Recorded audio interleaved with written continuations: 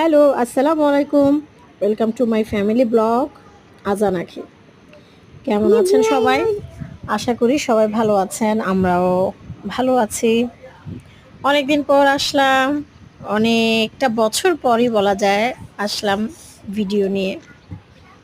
এখানে ছোট যারা একটা এখানে ভিডিও, একটা স্কুলে ঘুরতে গিয়েছিলাম। সেই স্কুলের ভিডিওটা ভাবলাম শেয়ার যাও করি।